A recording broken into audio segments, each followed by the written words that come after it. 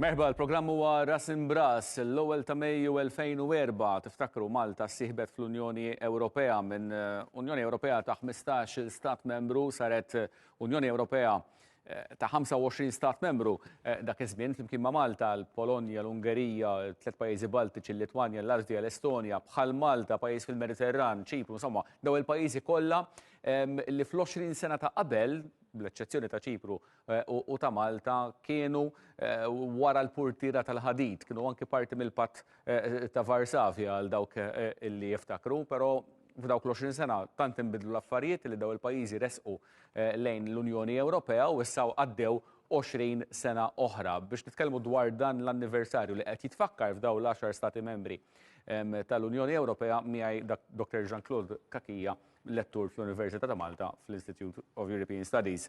Grazzi l-ewwel tal-li ġej tal-programm.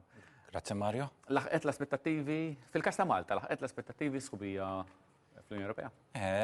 L-aspettativi trid tara ta' min aspettativi kienu, ġifieri meta kien hemm il-kwistjoni ta' jekk Malta għandix tidħol jew le, referendum naħseb ħafna mid-drabi kienet jew abjad jew iswed. Ġifieri jekk nitlu jagħmlu suċċess, jekk ma nitlux jista' jkun hemm problemi jew jekk importanti li ma nitlux minħabba l-interessi tal-Maltin, so hemmhekk kellek aspettativi differenti ħafna drabi kienet ma kienx ċar tip ta' Il-verità kien hemm x'kienet it-triq tan-nofs ġifieri. It-triq tan-nofs, apparti mit-triq tan-nofs ovvjament, l-Unjoni Ewropea mhix xi ħaġa statika, hija xi ħaġa dinamika.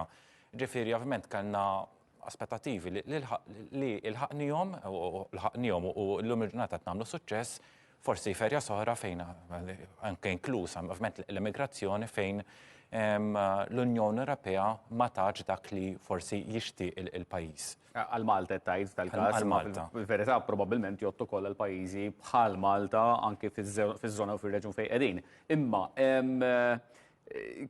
Malta fejn għamlet suċċess bl-Unjoni Ewropea? Naħseb għamlet suċċess numru ta' front, Malta kienet wieħed mill-pajjiżi fejn meta kellek il-kriżi finanzjarja irnexxielha fil-Mediterran issaħħaħ l-ekonomija tagħha. Ġifieri di baqgħet issaħħaħ anke l quddiem illum għandna waħda mill-aqwa ekonomiji fejn tidħol l-Unjoni Ewropea. Anke fejn nitlu l-prijoritajiet tagħna, ġifieri dejjem użajna nippruvaw nużaw l-istituzzjonijiet biex imexxu l-interessi tar-reġjun mhux biss ta' Malta. Inti semmejt Ċipru waħed mill-pajjiżi, ġifieri fejn nidħol l-immigrazzjoni. Ukoll għandna rappreżentanti tagħna fl-istituzzjonijiet differenti tal-Unjoni Ewropea fejn dawn qed imexxu l-interessi tal-Maltin ma wkoll qegħdin hemm biex koll imexxu l-interessi Ewropew. Imma l-Unjoni Ewropea hekk għandha tkun kull stat membru jaħseb għal xewwatu jmexxi l-interessi tiegħu oriġinarjament, iktar milli oriġinarjament anke l-mexxejja Ewropej ħafna drabi jitkellmu dwar isma' hawnhekk hawn kolleġjalità, nippruvaw nimxu kollha il-qudiem, forsi mhux bl-istess pass u bl-istess rata, ġieli kellek anke il-proposta ta' Two Speed Europe, le? Imma kulħadd għandu jaħseb fl-interess tiegħu l-ewwel jew kulħadd għandu jaħseb fil-kolleġjalità? Fhem, naħseb di wieħed mill-problemi tal-Unjoni Ewropea. Llum ġurnata għandek 27 pajjiż, 27 pajjiż b'interessi differenti u suppost l-Unjoni Ewropea ġiet krejata minħabba li għandek dawn l-interessi komuni bejn pajjiżi oħra. Għandek interessi komuni u naraw fejn ikun hemm qbil bejniethom, imma ħafna drabi mbagħad għandek interessi fejn l-Unjoni Ewropea ma rnexxilix issib qbil. Ġifieri waħda mill-issues l-Unjoni Ewropea u l-futur tagħha iktar ma tikber iktar dawn il-problemi ħajżdiedu minħabba l-fatt li diffiċli ssib soluzzjoni fejn għandek dawn l-interessi. Waħda mis-soluzzjoni li qed taqbel l-Unjoni Ewropea li d-deċiżjoni tisiru bil-quality majority voting, allura mhux ma jkollokx il-bil bejn il-pajjiżi kollha ma jkollok il-bil l-unanimità. M'hemmx għalfejn l-unanimità. U dik xi ħaġa li Malta pereżempju tbagħti minnha. F'ċertu waqsma fejn għandek bżonn l-unanimità Malta l-istati kollha pratikament jgħidu isma' l-pożizzjoni tagħna hija kemm xejn differenti ta' ma jistax ikun nieħdu deċiżjoni fuq din.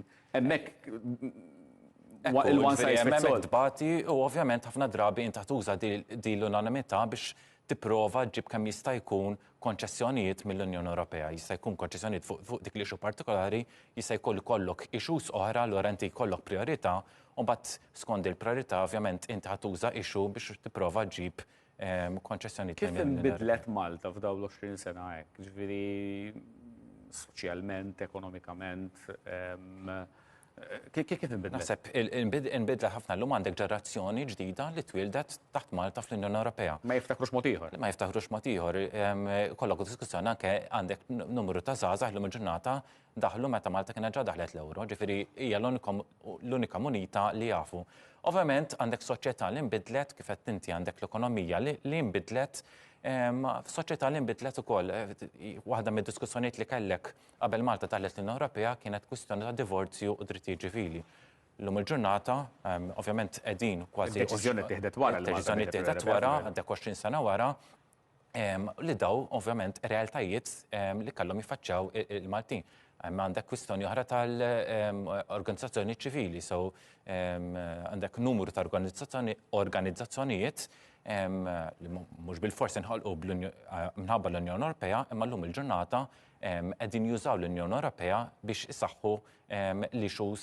Is-soċjetà ċivili qed tgħid li s-saħħet, ġifieri bis-sħubija saħħet is-soċjetà ċivili. Ma naħsibx li tgħid li bis-sħubija biss, imma ovvjament għandek il-fatt li llum il-ġurnata daw jistgħu jużaw fondi bħal kif jistgħu jużaw entitajiet oħra apparti jekk jistgħu jużaw l-Unjoni Ewropea biex imexxu l-ixu partikolari li jkunu qed jiġġieldu għalija, ġifieri jekk naraw id-drittijiet ċivili, l-ġurnata waħda mill-promoters ta' drittijiet ċivili, ġifieri mhux ġast tal-Malta biss ma qed nużaw l-Unjoni Ewropea biex nissalvagwardjaw id-drittijiet ċivili fl-Unjoni Ewropea kollha. Mbagħad għandek issues oħra, issues ambjentali, llum il-ġurnata qed isiru iktar u iktar importanti. Ġifieri tara dawn l-organizzazzjonijiet li jekk ma jaslux mal-gvern, ġifieri dan mhux ġast ma' gvern jew ieħor, ma jaslux mal-istat jistgħu jużaw l-Unjoni Ewropea biex ovvjament jitfgħu iktar pressure fuq l-istat. X'tat Malta lill-Unjoni Ewropea? Ħafna drabi nitkellmu dwar x'ħadna mill-Unjoni Ewropea, dwar x'ħadet Malta, ma x'tat Malta lill-Unjoni Ewropea? Ovvjament Malta tat aspettattiva differenti, ġifieri apparti Ċipru Malta qiegħda wkoll fil-Mediterran, so setet tagħti realtà differenti li l-Unjoni Ewropea ma kellix dak iż-żmien. Imma jisimgħu fil-verità għax l-istati membri l-oħra ħafna minnhom huma ġifieri għandek realtajiet differenti, ma ħafna drabi jħarsu il fuq lejn it-Tramuntana, ċentru qiegħed Ġermanja, Franza f'dik iż-żona, mela kulħadd iħares l-hemmhekk.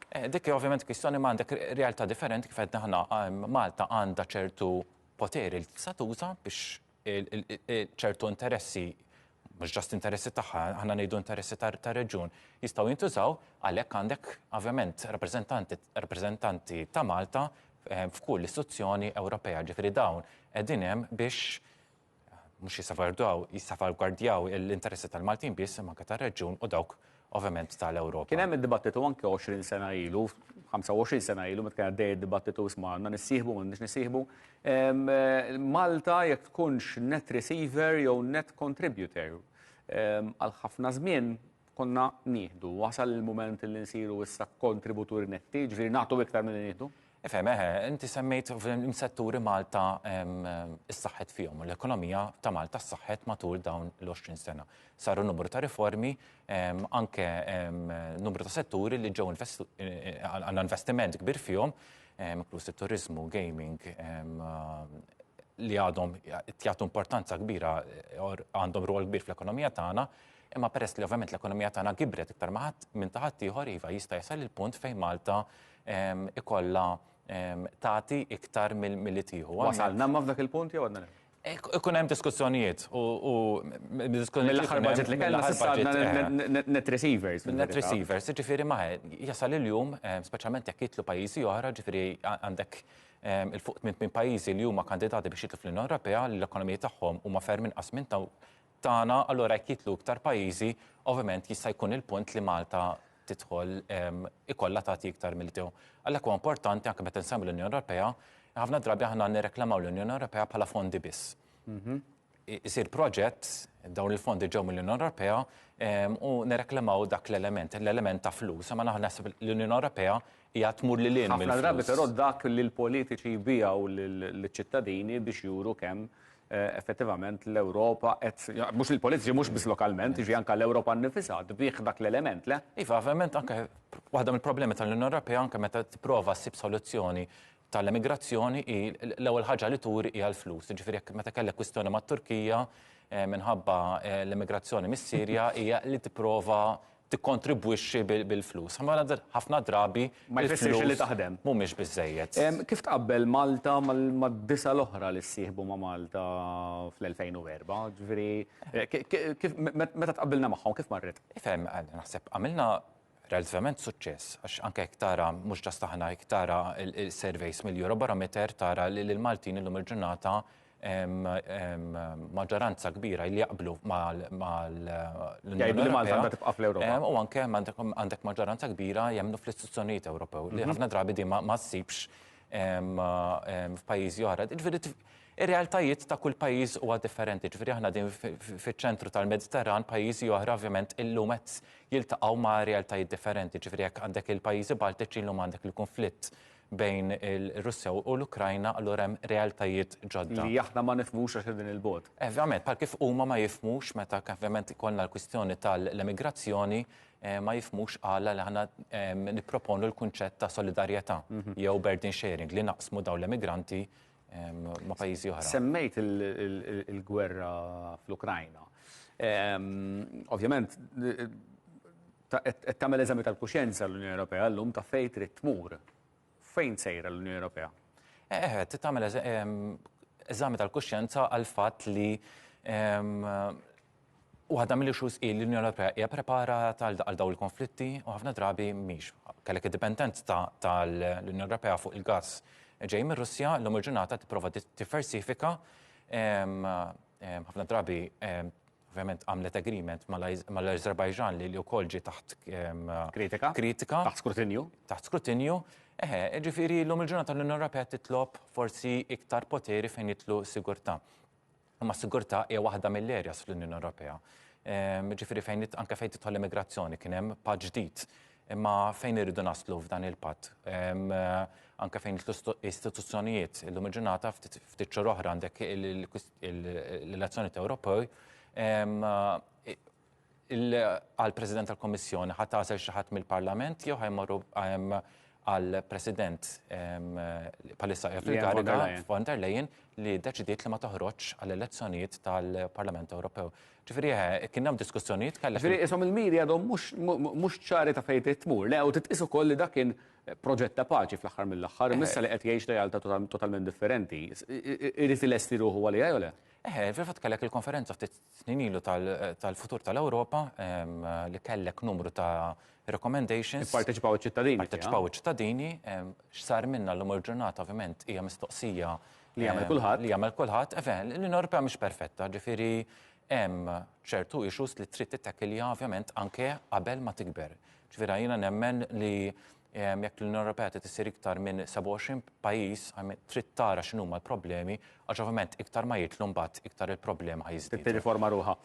Bħala Istitut tal-Istudji Ewropej intom qegħdin tfakru dan l-20 anniversarju mis-sħubija fl-Unjoni Ewropea u mitkabbir mill-akbar dak li kien l-akbar tkabbir tal-Unjoni Ewropea s'issa li 10 pajjiżi kollha f'daqqa. Ħadd fakruh f'konferenza. Ekku. U f'dil konferenza li ħasir fit-tieni ta' Mejju, jumejn oħra, li ma rridix nagħmlu li ma rridix nirreklamaw xi ħaġa tal-Unjoni Ewropea li hi perfetta, li rridu niddiskutu naraw x'inhuma realtajiet tal-Unjoni Ewropea għax l-Unjoni Ewropea hija realtà. Ġifieri diskussjonijiet l-Unjoni Ewropea aħna parti minnha u rridu naraw kif tista' timxi l qudiem. Anke bħala pajjiż wieħed mill-issues li nifukaw hi ż-żgħażagħ, ġifieri ż-żgħażagħ tal-Unjoni Ewropea qegħdin ikollhom il-futur li jixtiequ, ġifieri qegħdin nużaw dak kollu li nistgħu mill-Unjoni Ewropea biex dawn insaħħu l-futur tagħhom. Jekk iva naraw fejn qed naħdmu, imma l-importanti anke fejn mhux qed taħdem allura hemmhekk nistgħu nagħmlu iktar. U anke il-fatt li anke fejn nitlu l-ixu tal-immigrazzjoni tal-klima irridu naraw ukoll isma' x'nistgħu nieħdu mill-Unjoni Ewropea imma anke bħala pajjiż u mbagħad ma nistgħux noqogħdu dejjem fuq l-Unjoni Ewropea irridu naraw kif nistgħu nimxu l qudiem bir-riżorsi li jkollna. Għandkom numru ta' kelliema barranin ukoll x'hekk qed nifhem. Ekku għandna numru ta' kelliema barranin. Min jista' jipparteċipa? Jista' jipparteċipa kulħadd, ġifieri hemm registration form fis-sajt tal-Università li hija um.edu.mt. Jista' jipparteċipa kulħadd għax ovvjament għandek interessi differenti u dejjem irridu ngħidu li ħafna drabi aħna ninsew l-Unjoni Ewropea ikollha impatt fuqna, ma bil-liġijiet li ddaħħal l-Unjoni Ewropea jew mhux liġijiet imma anke bid-direzzjoni li tieħu jista' jkollha impatt ovvjament fuq iċ-ċittadini tagħha. Dr. Jean-Claude Kakija, grazzi ħafna tal-kotmija Grazie, il-programm Mario. Ras Imbras 20 sena misħubija fl-Unjoni Ewropea, dik kienet it-tema tal-programm tal-lum. Grazzi ħafna tal-li segwejtuna Ras Imbras kuljum it-tnejn sal-ġimgħa fit-3 ta' war nofsinhar, fis-6 ta' nofs ta' filgħaxija u ssibuna wkoll fuq YouTube. Nselmilkom.